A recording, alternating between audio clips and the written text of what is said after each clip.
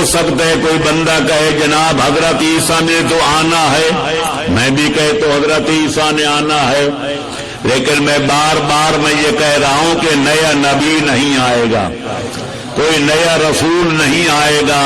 حضرت عیسیٰ اپنا پیریڈ گزار چکے ہیں، وہ دنیا میں آ چکے ہیں، ظالموں کے ظلم کی وجہ سے خالق نے ان کو بچانے کی خاطر آسمانوں پہ اٹھا لیا، یقیناً وہ آخری زمانے میں آئیں گے، لیکن یہ سنی شیعہ سارے مسلمان مانتے ہیں اپنا 1.5 اینٹ کی مسجد علیحدہ بنانے کے لیے نہیں آئیں گے، اپنا کلمہ پڑھانے کے لیے نہیں آئیں گے، عیسوی شریعت نافذ کرنے کے لیے نہیں آئیں گے، وہ زمین پہ آئیں گے تو پیغمبر خاتم کی مسند کے 12ویں وارث حضرت ہادی مہدی کی اقتداء میں نماز پڑھ کے ان کی امامت پر مہر تصدیق لگانے کے لیے آئیں گے۔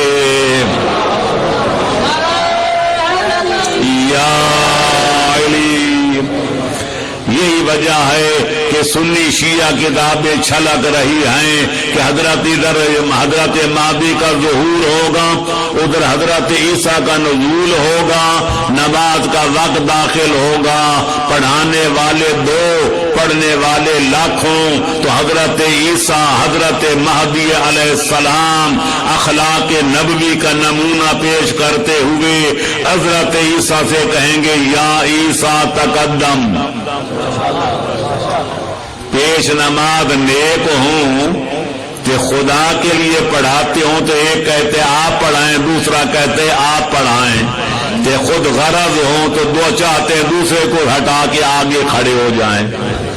یہ امتحان ہوتا ہے پیش نمازوں کی عدالت کا کہ وہ خدا کے لیے پڑھاتے ہیں یا پیسوں کے لیے۔ تو بہرحال حضرت مہدی جب پیشکش کریں گے یا عیسیٰ تقدم، تو حضرت عیسیٰ عرض کریں گے یبن رسول اللہ، آپ کی موجودگی میں نماز میں پڑھاؤں؟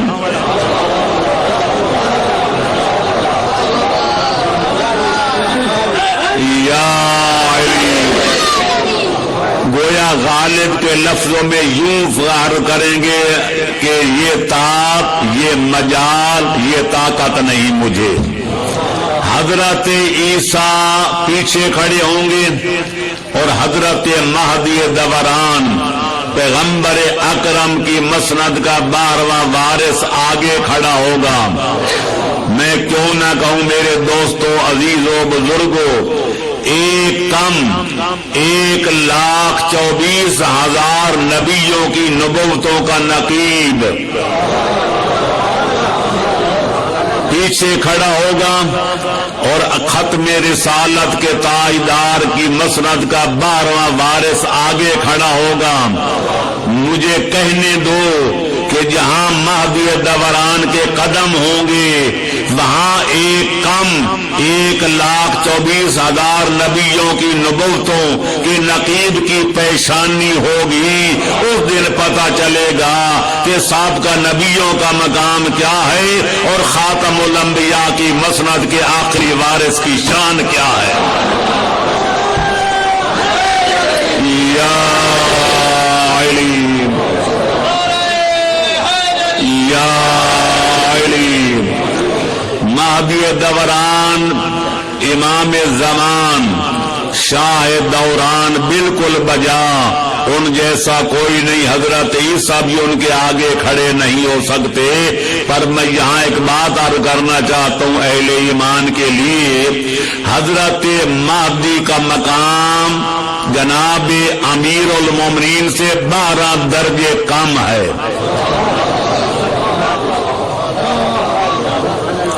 کیونکہ ہماری حدیثوں میں بہت کم لوگ یہ جانتے ہیں کہ حدیثوں میں ہے کہ جو امام حسن اور امام حسین ہیں یہ باقی آنے والے 9 اماموں سے ان کا مقام افضل ہے، اور حیدر کرار کی شان اپنے ان دونوں بیٹوں سے بھی بلند ہے، کیونکہ پیغمبر اکرم نے فرمایا تھا الحسن والحسین سیدہ شباب اہل جنہ، کہ میرے دونوں نواسے، میرے دونوں شہزادے جنت کے جوانوں کے سردار ہیں، پر جو ان کا والد بزرگوار ہے جس کا نام حیدر کرار ہے وہ ان سرداروں کا بھی سردار ہے۔ تو لہذا 9 اماموں سے امام حسین افضل تھے، امام حسین سے مولا علی افضل۔ نتیجہ یہ نکلا کہ جناب امیر کا مقام مہدی دوران سے 12 درجے بلند، اور جو ساری کائنات سے بلند ہے اس کی شان حضرت امیر المومنین سے 12 درجے کم۔ تو جب کا مقام جس کی شان حیدر قرار سے 12 درجے کم ہے، اس کے سامنے تو 1,24,000 نبیوں کی نبوتوں کا نقیب کھڑا نہیں ہو سکتا۔ اب اگر امیر المومنین لنگر آسمان و زمین کو کسی کے پیچھے کھڑے کرنا ہے یا کسی اور کو آگے کھڑا کرنا ہے تو پہلے دیکھ لینا اس کا مقام کیا ہے، تحریک کی شان کیا ہے۔ یا علی یا علی، ماشاءاللہ، یا رسول اللہ، یا علی، سلامتی کے لیے ماشاءاللہ، اللہم صلی علی محمد وآل محمد۔ پیغمبر اکرم کا فرمان ہے جو جناب المودہ ترجع المطالب مودۃ القربہ وغیرہ میں موجود ہے، مثل علی فی امتی کا مثل الکعبہ، میری امت میں علی کی مثال ایسی ہے جس طرح زمین میں کعبہ۔ الصلاۃ تب ہوتی ہے، منظور تب ہوتی ہے جب قبلہ کی طرح منہ کر کے پڑھی جائے۔ اب علی ہیں قبلہ امت کے لیے، پیغمبر کے لیے نہیں، لہذا پیغمبر کے پیچھے کھڑے ہو جائیں تو کوئی حرج نہیں۔ فرماتے امت میری امت میں علی کا مقام ہے قبلہ والا۔ اب قبلہ ہو پیچھے کہ جو آگے کھڑا ہوگا اس کی پشت قبلے کی طرف ہوگی یا منہ قبلے کی طرف ہوگا؟ لہذا سوچ لو، صدر ہر جا کے بے نشین صدر جہاں بھی بیٹھ جائے وہ صدر گرامی قدر ہوتا ہے۔ علی کی عظمت تو نہیں گھٹے گی، پر جس کو علی کے آگے کھڑا کرو گے نماز اس کی چٹ ہو جائے گی۔ یہ سوچ کے کسی آگے کسی کو کھڑا کرنا، یا علی،